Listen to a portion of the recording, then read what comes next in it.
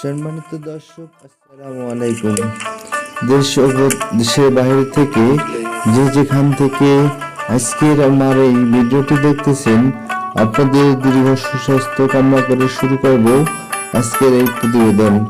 আপনারা দেখতে পাচ্ছেন এখানে জীবন্ত কীটনাশক ডেভিন আর থ্রিবিট একসঙ্গে মিক্সার করে আমার এই জমিটাতে স্প্রে করা হচ্ছে, কারণ এই জমিটা আমার রাখা হয়েছে কাটিং এর জন্য। আমি এই কীটনাশকটি ব্যবহার করতেছি যাতে আমার কাটিংগুলা অনেক মোটা হয় এবং পরিপক্ক হয়, মানসম্পন্ন হয়। এই কারণে আমি এই জমিটাতে কীটনাশক ব্যবহার করতেছি। আপনারা যদি ভালো ফলন করতে চান তাহলে অবশ্যই আপনারাও এই জিনিসগুলা আপনার ঘাসের জমিতে স্প্রে বা ব্যবহার করতে পারেন।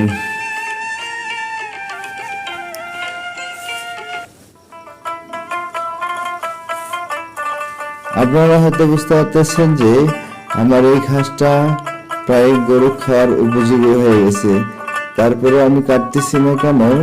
এই জমিটা আমি রাখছি শুধু একমাত্র কাটিং এর জন্য। এই ঘাসটি আমার রাখা হয়েছে 25 দিন বা 30 দিন, এরকম হবে। 30 দিনেই আমার এই ঘাসটি হয়ে গেছে প্রায় 5 থেকে 6 ফিট। আমি এই ঘাসটি রাখবো 5 থেকে 6 মাস।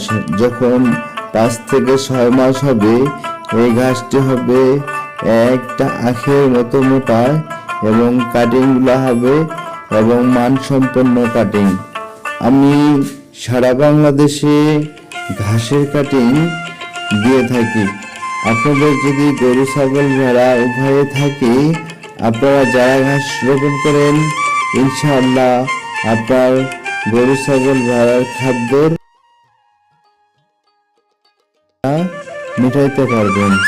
এই চারা ঘাস আপনারা কিভাবে রোপণ করবেন, কোন ধরনের কীটনাশক ব্যবহার করবেন, রোপণ করার আগে কোন ধরনের সার প্রয়োগ করবেন, আমার ডেসক্রিপশনে নাম্বার দেওয়া থাকবে, সরাসরি যোগাযোগ করতে পারেন।